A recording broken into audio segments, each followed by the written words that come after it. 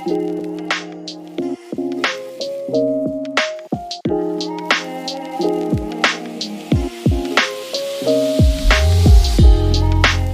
and welcome to Challenging Silence, a podcast by Women's Health in Women's Hands Community Health Center. We are back again to have much needed discussions about topics related to female genital mutilation or cutting with survivors, advocates, and community members. We're your hosts, Tamilola and Sauda. Challenging Silence is brought to you by the Flourish Project, made possible through funding from Women in Gender Equality Canada. You can listen to this podcast series on all major podcast listening platforms and our website, flourishaccess.ca. Please note that this podcast covers topics of sensitive nature, including domestic abuse and violence. To ensure privacy and safety, some guests have chosen to remain anonymous. This podcast is age appropriate for 16 plus.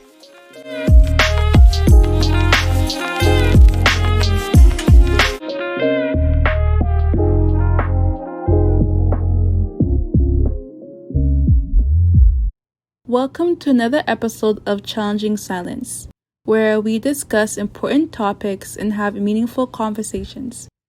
Today, we will talk about why it's important to see things from different points of view when it comes to FGMC survivors. We encourage people to focus on the strengths of FGMC survivors while also looking at the serious harm and problems that can come from seeing them as victims. This is a topic we need to pay attention to because it's about the experiences, strengths, and efforts for change in the lives of those impacted by FGMC, and we will be presenting it through 5 main points. Addressing the experiences of survivors of female genital mutilation or cutting from different perspectives is crucial for several reasons. Number 1. Cultural sensitivity. FGMC is often deeply rooted in cultural practices, and understanding these nuances is essential to approach survivors with cultural sensitivity. Different communities may have varying beliefs, values, and reasons for practicing FGMC, and a one-size-fits-all approach may not be effective. Number 2. Trauma-informed care. Survivors of FGMC have experienced physical and psychological trauma. Recognizing and understanding the individuality of their experiences helps in providing trauma-informed care. Trauma manifests differently in each person, and tailoring support to each survivor's unique needs is vital. Number 3. Human rights and dignity. Recognizing and respecting the human rights and dignity of survivors is fundamental. A diverse perspective helps ensure that interventions and support systems uphold these principles and avoid perpetuating harmful stereotypes or stigmatization. Number 4. Intersectionality. FGMC survivors may belong to diverse demographic groups, including different genders, ages, socioeconomic backgrounds, and educational levels. Considering intersectionality ensures that the unique challenges faced by individuals at the crossroads of multiple identities are acknowledged and addressed. Another point to note is that strength-based is essential for promoting the well-being and empowerment of FGMC survivors. Number 1. Empowerment. Focusing on survivors' strengths help empower them by recognizing their resilience, courage, and coping mechanisms. This approach encourages survivors to take an active role in their healing process and reclaim control over their lives. Number 2. Cultural competence. A strength-based approach involves understanding and appreciating the cultural context of survivors. It acknowledges the strength derived from cultural identity and community ties, enabling them more effective interventions that align with survivors' values and beliefs. Number 3. Building resilience. Recognizing and building upon the strengths of survivors contributes to their resilience. This can include emphasizing their skills, talents, and support systems that existed before and after the traumatic experience, fostering a sense of agency and self-efficacy.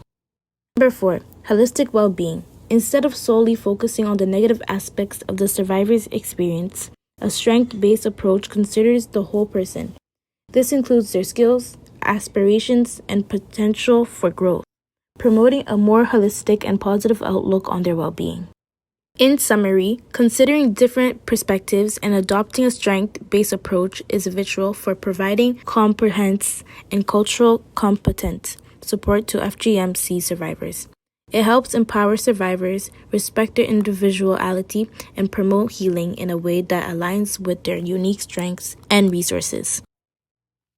Next, we want to highlight that maintaining a victim mindset when addressing FGMC survivors can pose several challenges and potential harms. Number 1. Stigmatization and labeling. Continuously referring to FGMC survivors as victims can contribute to their stigmatization. The term victim may reinforce negative stereotypes, perpetuate a sense of helplessness, and hinder their ability to be seen as individuals with agency and resilience. 2. Psychological impact. Adopting a victim mindset may contribute to a sense of disempowerment and dependency. It can impact the survivor's self-esteem, mental health, and hinder their ability to overcome the trauma associated with FGMC. Number 3. Community relationships that solely emphasizes victimhood may create tension between FGMC survivors and their communities. This can lead to isolation and further stigmatization, hindering the survivor's ability to access support from their community. Number 4. Barriers to empowerment. A victim mindset might discourage survivors from recognizing their own strengths, coping mechanisms, and resilience. It may impede efforts to empower survivors to take an active role in their healing process and reclaim control over their lives. Here are the steps you take to avoid these negative effects and promote a more empowering and inclusive approach. Number 1. Empowerment language. Use language that acknowledges the survivor's agency and strength, such as survivor or woman affected by FGMC, are more empowering and affirming, recognizing that individuals can overcome adversity and play an effective role in their healing. Number 2. Individualized approach. Recognize that survivors have diverse perspectives and reactions to their experiences. Allow survivors to define their own narratives and choose the terms that resonate with them. This approach respects their autonomy and acknowledges the complexity of their experiences. Number 3. Based approach. Highlight the resilience, courage, and coping mechanisms of FGMC survivors. Emphasize their strengths, skills, and the positive aspects of their identity, promoting a narrative of empowerment rather than victimizing. Number 4. Cultural competence. Be cultural sensitive and aware of the diverse views within affected communities. Recognize that attitudes towards FGMC may vary, and adopting a one-size-fits-all approach can perpetuate stereotypes and contribute to the marginalization of certain perspectives. Number 5. Trauma-informed care. Provide support that recognizes the trauma associated with FGMC, while also focusing on the survivor's capacity for healing and growth. Trauma-informed care emphasizes the safety, trust, collaboration, and empowerment.